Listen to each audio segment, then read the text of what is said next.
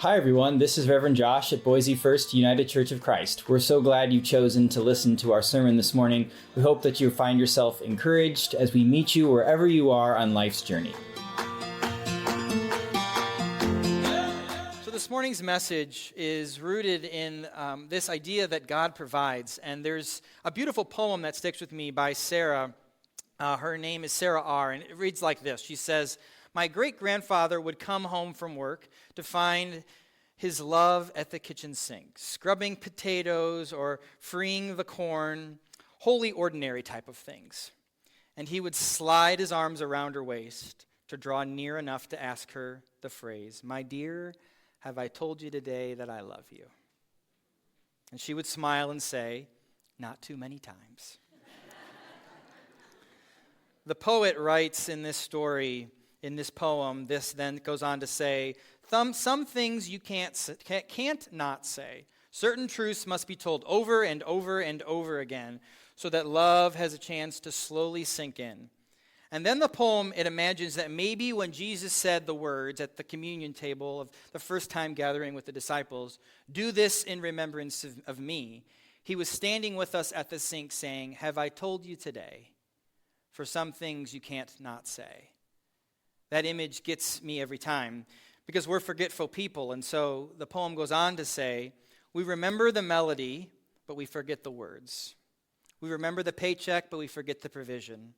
We remember the bills, but we forget the blessings. We remember that God provides, but we forget to live like that's true. Do you feel that? Does that resonate with you? So today, as we talk about our money story, we talk about our relationship to money, and maybe we remember certain things come up. Maybe when we talk about money, we feelings of guilt, or feelings of pressure, or feelings of scarcity, or fear tactics, or maybe memories of not enough. Because money stories, like every story of faith, it begins with remembering. And sometimes the things we remember about money aren't great. Sometimes they're hard and they're traumatizing. The tension that I invite us to listen to this morning as we think about God providing is that the reality is there are children starving in Gaza. And it would be easy for me to say to all of us here in the West, and perhaps in this very middle-class privileged church, that God provides, while not regarding the fact that there are people around the world whose bellies are empty, who are without shelter, who are broken and hurt. There are people who walk in our door every day just about and draw from our sharing shelf because they don't have enough, but we provide enough for them. Reality is that's a tension to hold. And so what I want to say to you this is that I believe that God does provide all that we need. It's humans that hoard it. It's humans that don't distribute it properly. It's humans that take more than they need and don't give graciously and generously. I think God has provided all that we need on this earth for it to function equitably and fully and well. But it's humans that don't function so well. It's humans that often don't steward it so well. Hear this reading in Exodus chapter 16, verse 1 through 18, is a story where the Israelites had finally escaped the chains of slavery in Egypt after generations of living under Pharaoh's heavy, heavy hand. But freedom, as it turns out, came with its own challenges. Now they found themselves wandering in the wilderness, looking for a promised land, looking for relief, basically refugees without a home. And for some, that uncertainty felt worse than actually being in slavery itself. And so hear this story. We'll pick up here in this first verse. The whole congregation complained against Moses and Aaron in the wilderness. So Moses and Aaron lead them out of the wilderness, and guess what they're doing? Complaining. It's like, I took you out of slavery. Did you know that? Do you remember that? I know this is bad, but at least you're not forced labor. But they said, if only we had died by the hand of the land of Egypt. Wow, so death is better than being freed from slavery and wandering in the wilderness. Interesting. When we sat by the flesh pots and ate our fill of bread, for you have brought us into the wilderness to kill the whole assembly with hunger. They're a little hungry. They're a little hangry, as my mother would have called it. When the layer of dew filled, then it goes on to say, then the Lord said to Moses, I'm going to rain down bread from heaven for you.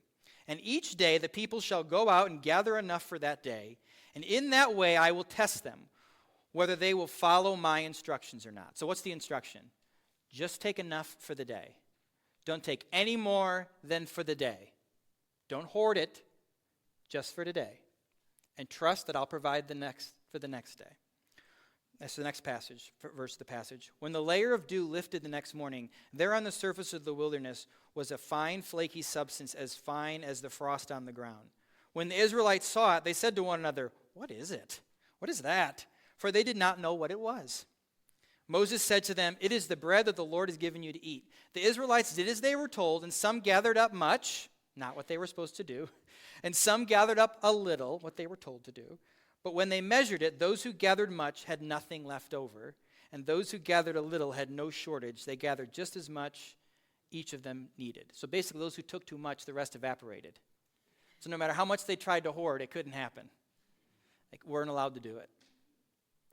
Interesting. Now, whether this story is literal or parable or trying to provide example to us, what matters at the heart of it is this, is to trust and believe that there is enough, and to not take more than you need. Because if you take more than what you need, then those who need are left with a need. Freedom at last, here they are, but they're gnawing at their stomachs is a hunger, fear creeping into their hearts. They could take the slaves out of Egypt and out of Pharaoh's hands, but they couldn't take Pharaoh and Egypt out of them. It was still deep inside of me, and inside of them, this economy of hoarding and this anxiety that they might not have enough. And so what does God do? God gives them just enough bread for each day. Not too much, not too little. And if anyone stockpiled, it disappeared. I think about when I hear that, and this quote from theologian Amy Erickson, she describes it this way. She says, in this passage, God acknowledged not only the Israelites' need for assurance, but also God's desire to shape them as a different kind of people. A different kind of community. In the ritual of practice of daily gatherings of food that fall from the sky, they will learn with their bodies to come to trust their God. They will learn to share their basic human resources equitably. I pastored a church in Peoria, Illinois, and we had a ministry to those who were in the foster care and adoption system. And a lot of folks in the church fostered or adopted. And one of the most common challenges that those families went through were children who would hoard their food. So they would go into the cabinets and they would hide food in their bedrooms, under their beds, and in books and cabinets. They would go into other kids' backpacks at school and steal their snacks out of their backpacks. They would shovel all the food into their mouth at dinner time so quickly that it would make them sick, because they had all come from backgrounds where there was never enough. And they were afraid that even though there was a table full of food and there was a pantry full of food, and every day that even though that they knew that their new foster parents or adoptive parents were going to send them with a lovely breakfast and lunch and snacks and it would be okay, there was still something inside of them that was like Egypt, that was like Pharaoh, that was a reminder that my body's still telling me this could just be a trick. This might not last very long. I might not have enough, and so I need to hoard it. I need to keep it. I need to stash it away. They struggled with this, and yet the truth was that through time and trust were the only things that could really heal their little bellies and their little hearts and minds and bodies, to heal it from that moment of fear. Eventually, as the days of full bellies began to outnumber the days of empty bellies, something started to shift in these kids. They began to realize that these children began to remember not hunger, but provision. And it healed something in them. But the days with full bellies had to outnumber the days with empty ones, so they could remember that they would be provided for and that they could trust again. It's just exactly what the Israelites are struggling with, isn't it? They had been conditioned to hoard, to not trust, to live in fear and scarcity, and so it was going to take them some time to figure it out, wasn't it? And sometimes it takes us some time to let our bodies heal. Now, let's fast forward centuries later to another story and another kind of bread that we often share in at this table, the communion table.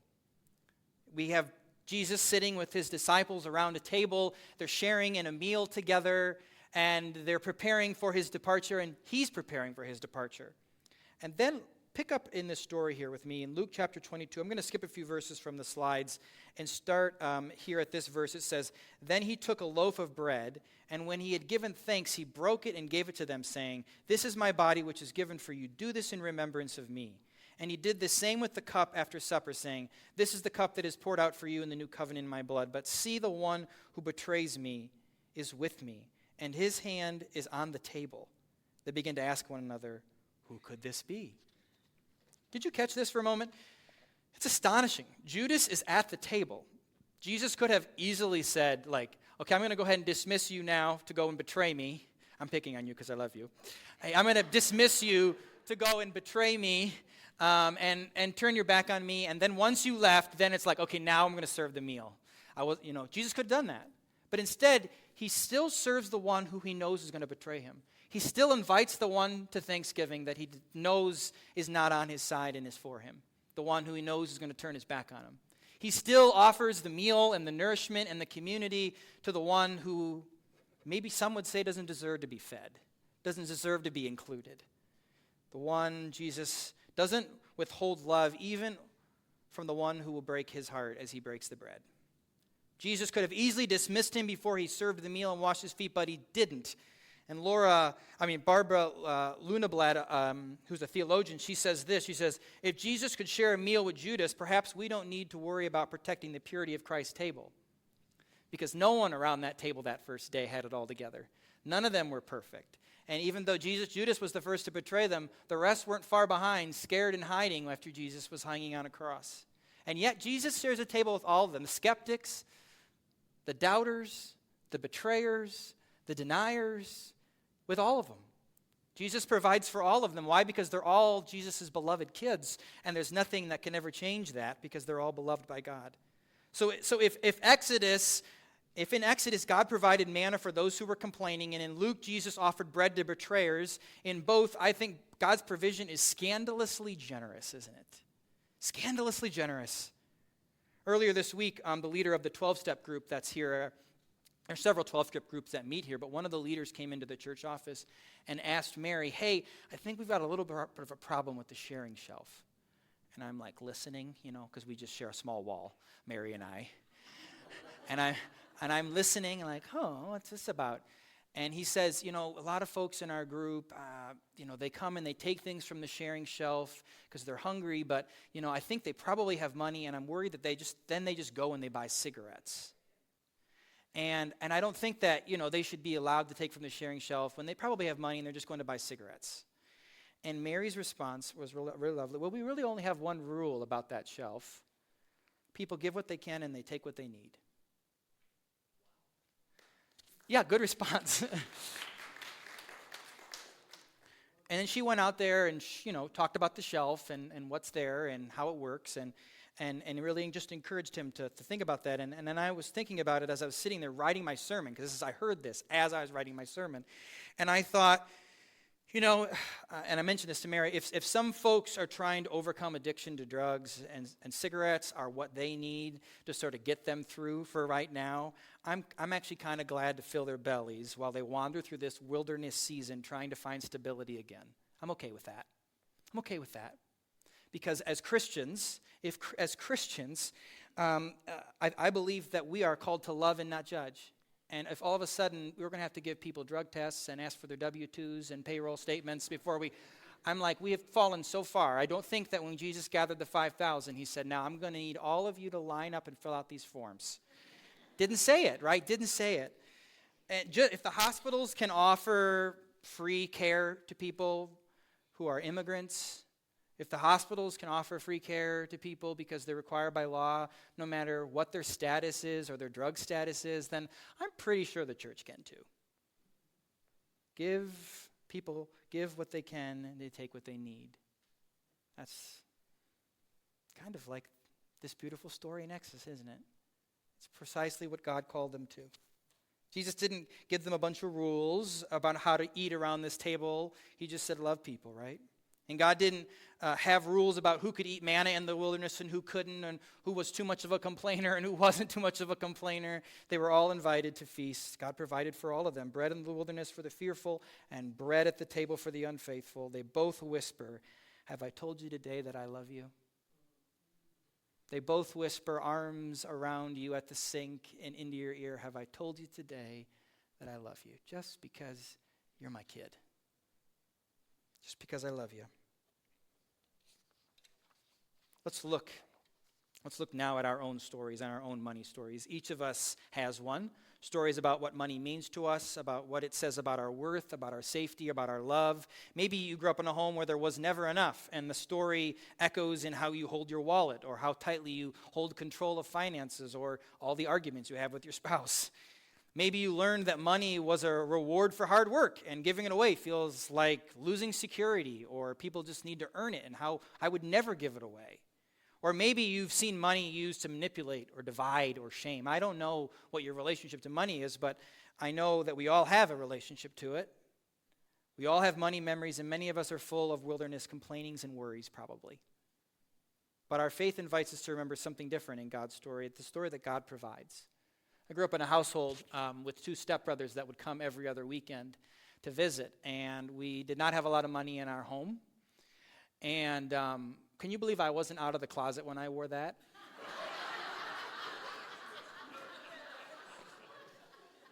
And nobody knew, somehow, nobody knew. Oh my gosh. Yeah, say that again? I were, but I wasn't. That's right. I had a foot out. I'm like, do you see me?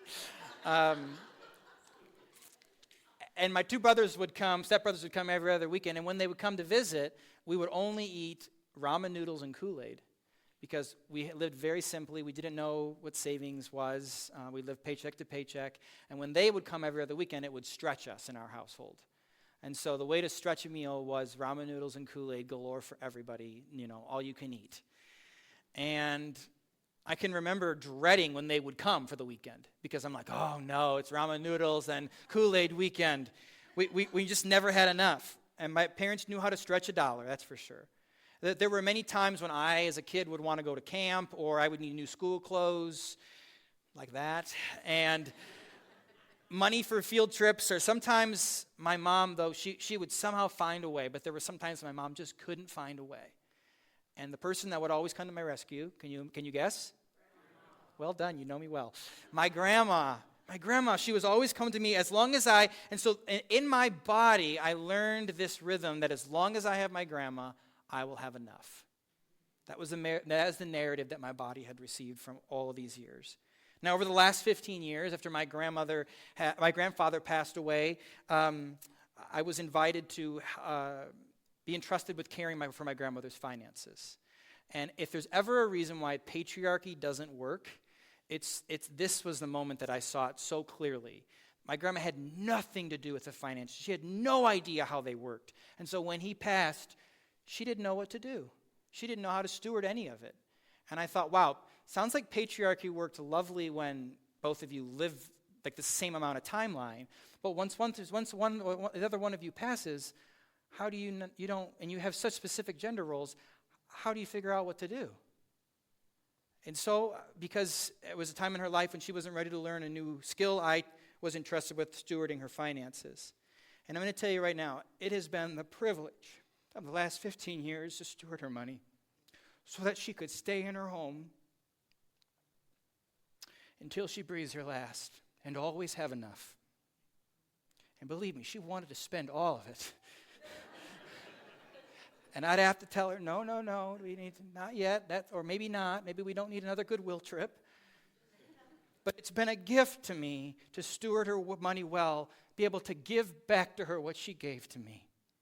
She made sure that throughout my life, when I was powerless and didn't have the wisdom or the knowledge or the resources to have enough, she made sure I had enough. And now, as she finds herself in a similar place, I have been allowed to make sure that she has enough. And I shared with you, she's on hospice now. And in these final days, I find myself so deeply reflecting about that narrative that as long as I have my grandma, I would have enough. And this week, as I called and talked to her on the phone, as I've been doing every day, she just simply said to me, "Thank you for taking care of me."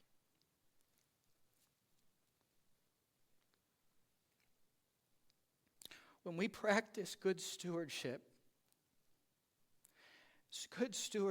of our finances, good stewardship of the people that we love, good stewardship of the gifts and graces that God has given us, good stewardship of this building, good stewardship of the work that God's called us to do in and outside of it.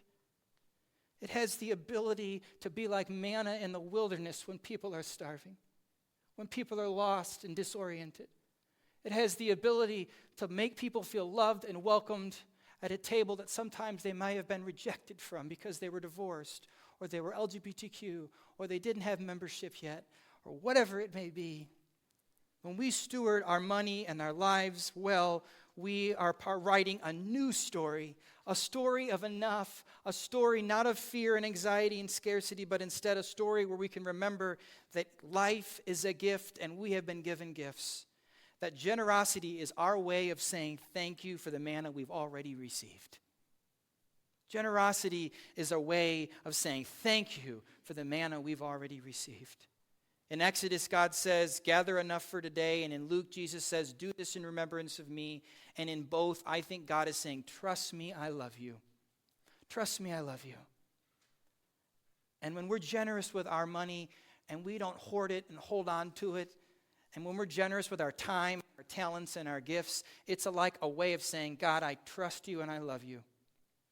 Thank you for these gifts. May I give them back now. Here at Boise First, we're invited to trust into that same story, to move from anxiety to abundance, from fear to freedom, from the economy of Pharaoh to the economy of manna. And so do we remember our money stories?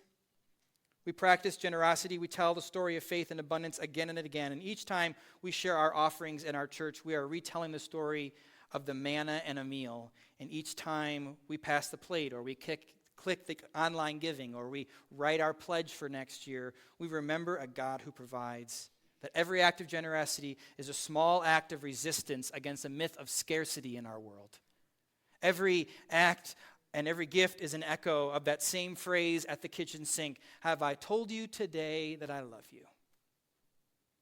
And if God asks us that question again, our response can only be, not too many times. And so, church, as we begin our stewardship series, if you haven't received it already, there are packets in the foyer that lay out our vision and hope for our church in this next year. And they disclose our budget, and there's a pledge card in there, and there's for you to be able to say, this is how much money we think we can give towards furthering the mission of the church next year. Or there's also a form that goes through all the different ways that we have opportunities to serve in the church. And you can mark some areas that might interest you, of ways you can give of your time. And as we consider over the next few weeks how we want to invest in this church and in the work of this church, may we do it with the heart not of scarcity, but of abundance, believing that there is enough. There is enough in this room to do all that God has called us to do. Amen?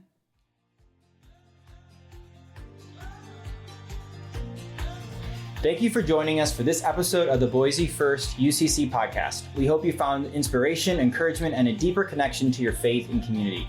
If you enjoyed today's conversation, we encourage you to subscribe, to leave a review, or share with your friends and family so that they can more quickly find us. Also, if you benefited from today's podcast, we invite you to make a donation at boisefirstucc.org/donate. Until next time, may you go in peace with curiosity and courage and a heart full of hope as we look toward our progressive Christian faith.